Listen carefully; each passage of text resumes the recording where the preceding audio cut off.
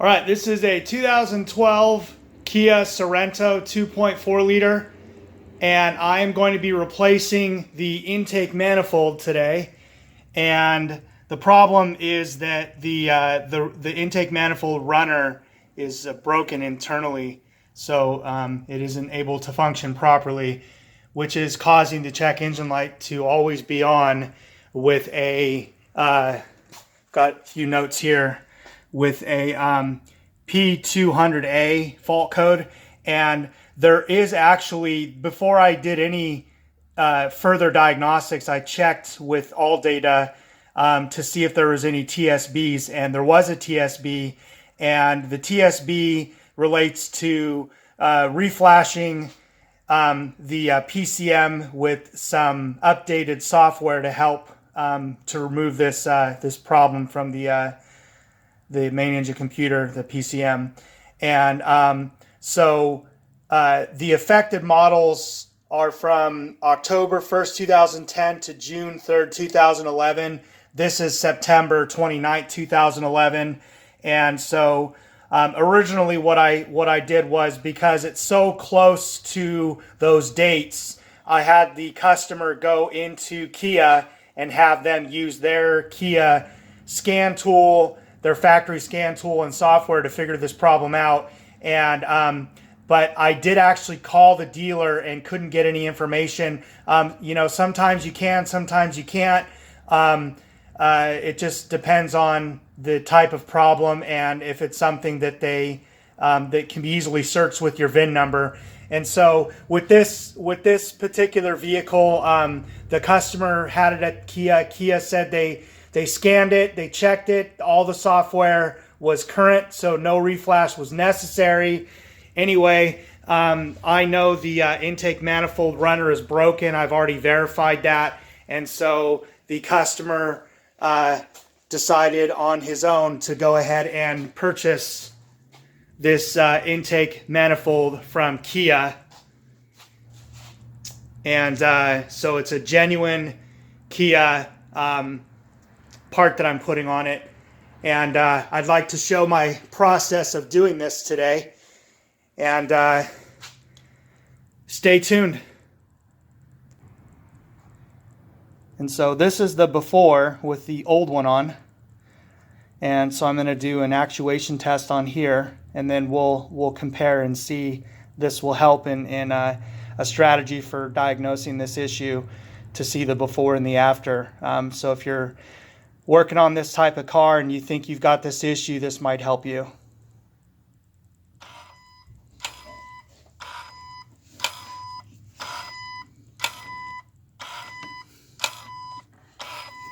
So this is what's actuating here, and I feel it turning, but I hear an awful lot of noise in there, which is originally what led me to believe that it's broken, and the fault code that I keep getting, the P200A. So yeah, just wanted to show this part here. It'll be helpful for the comparative testing for the new one when I put the new one on. This is the after video.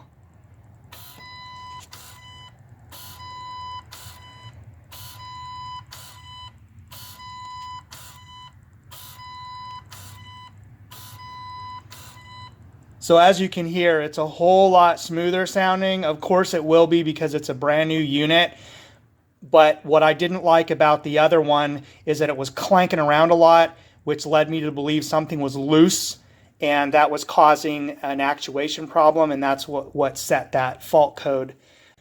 The removal process for this Kia Sorento is a little bit difficult. You got a lot of electrical connectors to take off, so I'll kind of walk you through it. So once you pop off the top cover here, you'll see how it's got these little rubber inserts in there that go with these little sockets here. So get those off like that, and so you'll pull up on that, and then these got little clips on the back of it, so they should just pull straight off. So you're not going to have like 4 of these. You'll just have these 2 and then the clip. So once you get the cover off, you'll get that out of the way, and then the next thing that you're going to want to do is you're going to want to loosen this one here. It's a 10 millimeter, the clamp that goes to the air cleaner. This is an air cleaner, air filter housing rather. And then so that you'll loosen that one up. And then there's another one down here on the throttle body that you'll loosen up as well. And that's the 10 millimeter. And then you'll get this hose clamp back and loosen that off and be real gentle when you pull this off. I recommend using hose clamp pliers for this job. And the same thing for this one here, and get that off. And then you can get the whole unit out of the way. And then you'll have this little snorkel looking thing here, and you'll have these 3 plastic Phillips plastic little holder clips. And for this job, having a pry tool like this, and then having a sensor removal tool like this that will pinch the sensor, and then you can pull it back, and then just a little flathead screwdriver for loosening up some of the clips on the sensors, and then a long flathead screwdriver and a magnet, telescoping magnet here. So these are what I found that work best for this job, and then a 10 millimeter 1/4 inch drive ratchet with the 10 millimeter socket. So you'll get this out of the way here. And this is kind of a long-winded job. So I think shop time is between 2.5 to 3.5 hours. So what you'll do is you'll take off there's these 3 10 millimeter headed bolts right here. So you get all those out, and then there's another one down here. So you'll get that one single one out there, and then you'll just start disconnecting all the sensors. And most of them I was able to disconnect just by pinching. A lot of them were really easy. So you'll get, you'll just, push back on that and pull back. And this one here, you'll pinch right here. And then this one here is another one that you pinch right here, right there. And then so you'll get all those disconnected, and then you'll just keep looking at whatever this harness is connecting to. You need to disconnect everything. So then you disconnect all 4 fuel injectors, okay? And this tool worked great to do that. Very good tool. So then there's one here on the top of the power steering switch. And then you'll have some clips. So you'll use your tool, and you'll get this clip here. And then you'll get another clip down here, right there. I think there's 2. And so there's a alternator, the alternator control wiring down here. You can just leave that connected. I couldn't seem to get it free. So, and then I'll show you how you can move it out of the way so you can get the manifold off. And then you have your other cam sensor here, wire back here on the back. So you'll remove that off, and that's just a simple pinch right here and pull back. And then you will disconnect another cam sensor here, and then you'll disconnect the MAP sensor down here. So you get that out of the way, and then the throttle body. I broke the top clip, but I had to use a mirror to look on the bottom to see that it's got another clip on it. So I found that just using this little flathead screwdriver helped me kind of pry on it, and you pinch both at the same time, and if you're lucky, it'll come off without breaking either the top or the bottom one. So you get that out of the way. And then the intake manifold runner connector here, you'll get that out of the way, and that wasn't too much of a fight, but you can see here it's just a pinch and then pull back. So a lot of these have been on for 100,000 miles, or in this case 8 years, and so these connectors are going to be kind of hard to get off. So just be careful and go slow, and take your time with this whole process. so that you can so you don't break anything, because everything really will just go back together so much easier if you're just gentle and you're not rushing this process. And so then you just move everything out of the way over here, and it shouldn't interfere with you removing the intake manifold. And that's the basically the major first step to doing this job. So this step here is removing the fuel injector rail, and in this case, because of the way that the fuel injectors are retained in there with 4 clips, you don't have to depressurize the fuel injection system. This is just a basic non-GDI standard fuel injection system, so it's not under high pressure, so there's not any special procedure to remove this. So what you'll need to do is, and I do this all the time, is just use this heavy duty silicone spray and spray it at the base of each fuel injector and let it soak in there, and then wait a few minutes and try to wiggle out a little bit at a time, evenly across the whole fuel rail.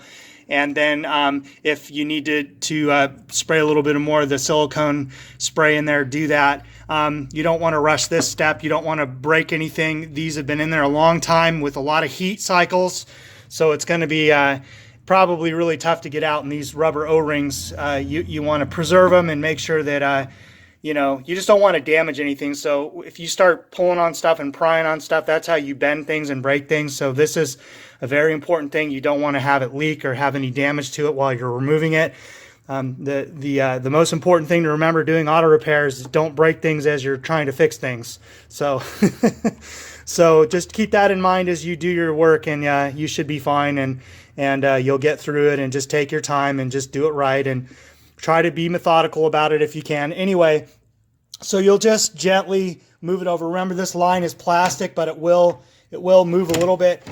I thought I needed to remove 10 millimeter headed nut here and a bolt here to help me move this, but it really didn't help. So, anyway, you could just gently move this out of the way. As you see, I'm doing that here, and get this like this over here to the side. Maybe stick a bungee cord on it.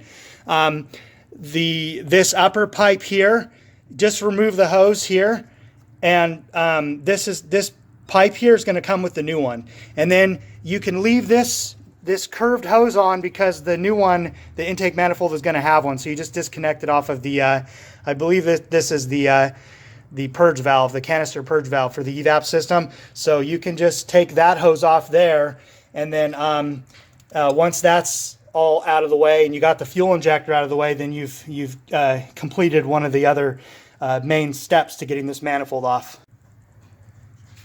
You'll remove the PCV valve hose right here at the PCV valve, and you will get 2 12 millimeter headed bolts at the very bottom of the bracket.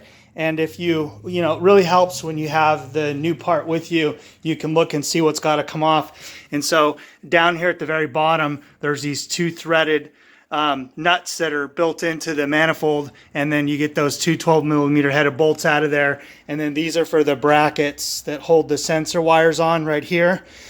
So just one thing to pay attention to when you're doing work that really helps. It's a shortcut.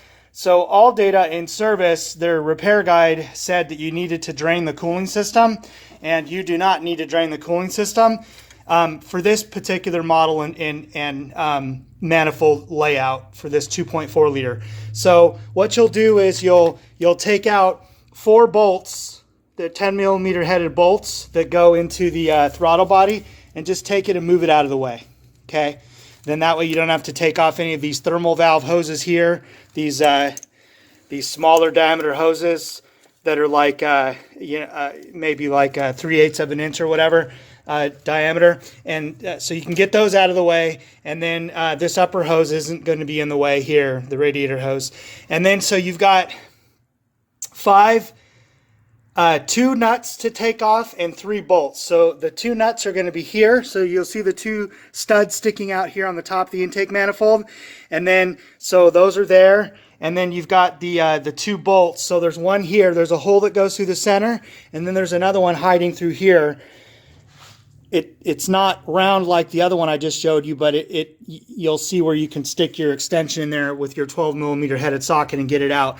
And then over here, once you move the PCV valve hose out of the way, you'll see that there's, I've already got this loosened, but you'll see there's another bolt in here. And what you'll do is you'll need to get a 3/8 drive ratchet with like maybe an 8-inch extension, and then you put a universal joint on it that connects to your 12mm headed socket. And when these universal joints get worn out, you could put electrical black tape around them or something like that, or any kind of tape that you want to use, and it helps it so it doesn't move so much. So what I did is I was able to snake that in there and get it out, because it was really difficult to get the PCV valve hose off down here. I'm sure I could have done it, but it was just easier to remove it from up here and then just get it with my ratchet set up here in the universal joint. So once you get all those out of there, then make sure that there's nothing obstructing it, and you've got your two lower bolts down here taken off, and you got all the bolts out, and then it will start kind of wiggling and feel like something stuck on the left side, but there really isn't anything stuck. It's just, you just have to overcome the bracket on the bottom, and then once you're able to kind of start getting a little bit loose. Now before you pull this thing out, take out this cam sensor here. This cam sensor on the right side would be on the driver's side, because when I was moving it and around, I saw that this kept wanting to hit it. This edge here kept wanting to hit it. So remove it out of the way and save yourself $100 and get this sensor out of the way, and so you don't snap it off. And it's just got one 10mm headed bolt in there holding it in. So pull that out before you remove the manifold. And then, so I'm holding the camera at the same time. I don't have anybody to hold the camera for me, but you'll just keep gently wiggling it. And if it moves like this, you see how much it's moving like this, and you know you got those two lower 12mm headed bolts out of there, and you know you got all the hoses disconnected, this one here and this one here, and you got your fuel injector out of there, and everything's out of the way, and nothing's obstructing it, then you can pull it right out. You don't have to remove the upper hose, you don't have to remove the fans, it'll come right out, and you just kind of pull it and overcome these studs, and then you'll just kind of lift it off and get it out of there. Really wish I could show you, but anyway, it will come out. All right, so a couple of things that I wanted to point out. Once you get the intake manifold off, this is how it's going to look. So you're going to have everything out. Nothing's going to be in your way anymore, and so you'll have access to clean the mating surface here on the cylinder head, where the intake manifold is going to go back on. And then also remember to remove the dipstick before you pull the intake manifold out. That way you don't break it off. And make sure that before you get started doing this job, you disconnect the negative side of the battery. I forgot to mention that in the beginning. So one thing I wanted to also say is that if your vehicle, your 2012 or your 2011 or 10 or whatever, and you're doing this job, and the vehicle's 8-10 years old with over 100,000 miles on it, you might want to consider replacing the starter. The starter is right here. It's accessible. It's just right there. I mean, it adds another hour onto your job, but if you can afford, another $150 to put a starter in, now is the time to do it, because it is completely wide open accessible. Another thing too is that since you'll have the battery disconnected, you should not have any issues with the idle once you, now's a good time to clean the throttle body. So you shouldn't have any issues with the idle. When you push open one of these electronic throttle bodies, just go really slow. Don't force it open with a tool, or just just push it gently, and then use a little bit of a carburetor parts cleaner or brake parts cleaner to clean it in there. You could also use fuel injector cleaner too. You can get a cheap bottle of it from Walmart for $1, and then you put that on a shop towel, and then you can smear that on there, and then you could follow it up with a little bit of brake parts cleaner. So what you could just do is you could just set a rag here on top of the starter and then move your throttle body over here, and that's how I did it. And then I just cleaned the inside part here that's going to be going bolting onto the manifold, and then I cleaned the other side here that goes to the air cleaner box.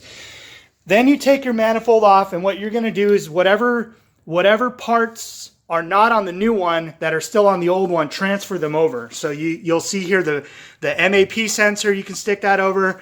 This bracket here, you stick that over here. And it looks like this is pretty complete. It comes with the new actuator, those pipes and that hose I told you about that connects to the canister purge valve. So that can just stay on there. And then whatever you see needs to be transferred over. I think this bracket here needs to be transferred over to here. And then this comes with the new intake manifold runner control linkage and the little diaphragm. And then so yeah, that's how you're going to do it. And then you're also going to make sure that your gaskets are there. So you got a brand new gasket there, and then your lower gasket, make sure that they're there. Want to make sure all 4 of them are in there, and in this case they are. So yep, you want to make sure that nothing's stuck to the engine or anything like that of the old gaskets. So make sure you retrieve all the old gaskets from your old intake manifold and whatever gaskets came off that are going to be replaced. And that'll help you in getting ready in preparation to put this all back together. Okay, so a couple of things that I wanted to point out here. When you're taking the old brackets and everything off of the old intake manifold to transfer them onto the new one, one thing that I found very helpful to do is to just get a torque wrench and set it to 40 inch-pounds. So I believe that would be about 3 to 4 foot-pounds, something like that in the ballpark. And go around and hit all your nuts and bolts. There's all the bolts here, all the 10mm headed bolts. And then transfer your PCV valve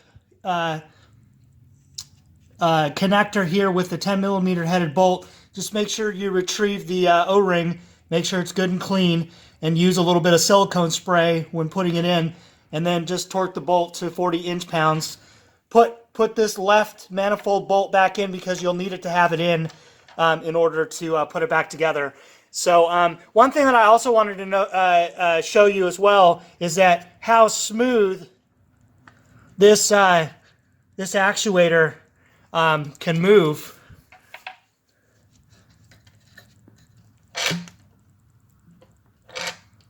And it feels so good and so quiet. I really can't do this with filming at the same time. This one here makes a lot of noise. It's very rattly. This one here, it just slides so gently back and forth, and that's how I determined that this was broken, not working properly. It also feels like the diaphragm is a little bit wonky as well, and I didn't feel it on this one.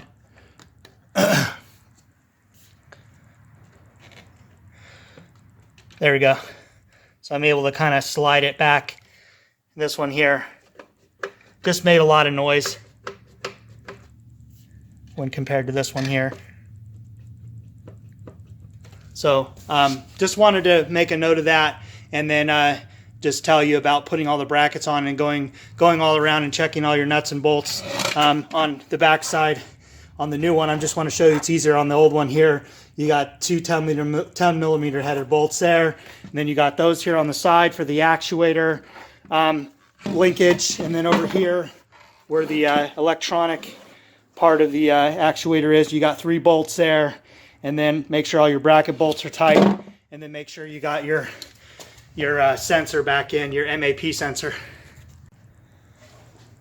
Once you get the manifold, you start kind of angling it down in. What I found real easy is to kind of angle down and get the studs sticking out of the cylinder head to line up, and then I kind of rocked it downwards until it pushed all the way flat, where I knew that it was hitting that bottom bracket that's got two 12mm headed bolts that face upward. So that bracket, I knew it overcame that. And then the studs were sticking out about 1/2 inch is how much is showing once you take the nuts off. And then you'll see that it'll push down and just go in like butter. And you'll be thankful that you left that bolt in there on the side around the PCV valve, because you won't be able to move it in or out because it just keeps hitting the power steering pump. So this will really be helpful for you. And so once you get it all lined up, and make sure you have the throttle body out of the way, make sure you have the fuel rail out of the way, and all the electrical wiring, that way nothing interferes with you dropping it in, and it should go in real easy. Okay, so now that you've got all the bolts in and the two nuts here up on the top, you'll want to use your torque wrench. And the specification from all data is between 13 foot-pounds and 14 foot-pounds. So if you have a torque wrench that does inches, then it's going to be 156 inch-pounds or 13 foot-pounds. And so what you'll do is you'll start with the middle one, and then you'll basically get them all snug first.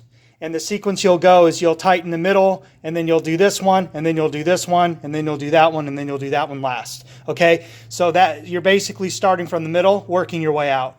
So it evenly tightens it up all the way across the whole mating surface of the intake manifold gasket and the cylinder head mating gasket, or the mating surface of the cylinder head.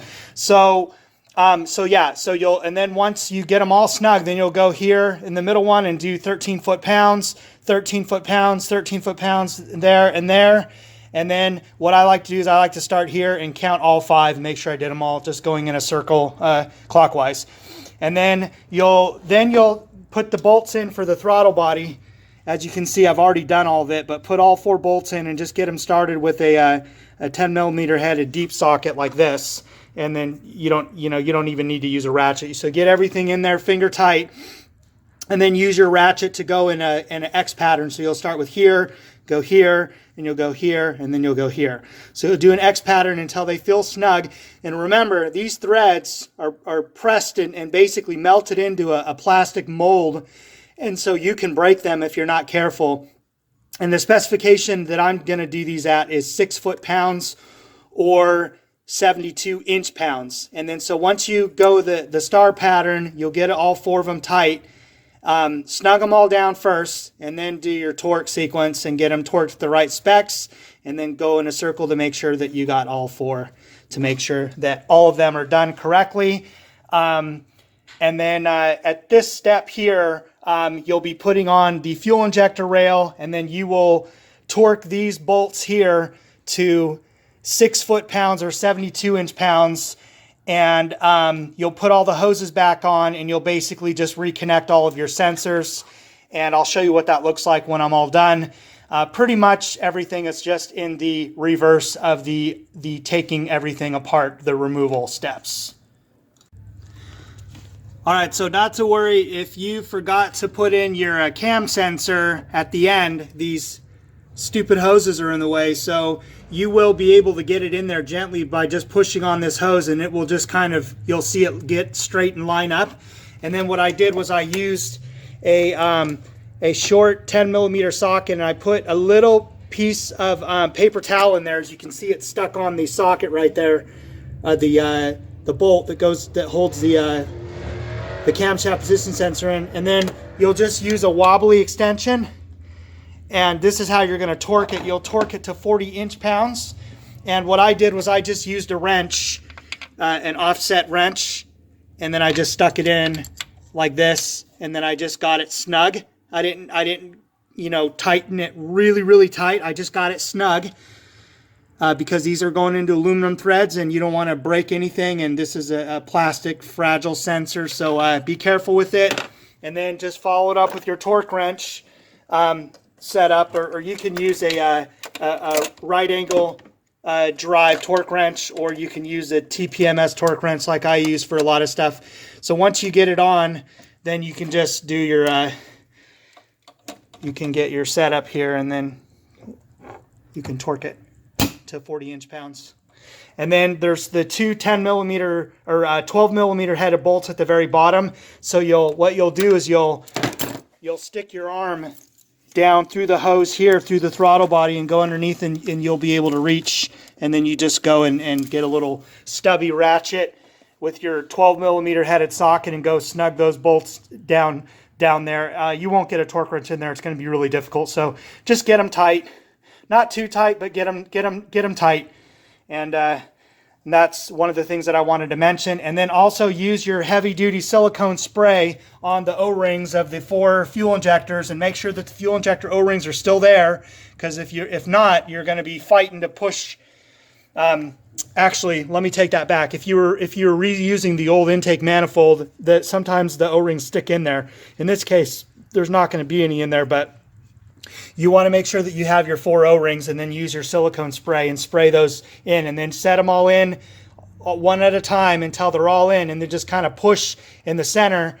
And in fact, I'll show you that right now, because it's a pretty easy step here. So I just got them all wet, and you could even go a step further and get in now and down there as well. And this just helps them so that they go in. And so you just line them all in and line them all up until they fall in to the place where the tip is of each fuel injector, and then you'll see that your the little ears here on the fuel rail are lined up, and then you just kind of wiggle and push down, and they should go in real easy because you use the silicone spray. And then once you fill them all seat in, you'll see that the ears are lined up and they're flush.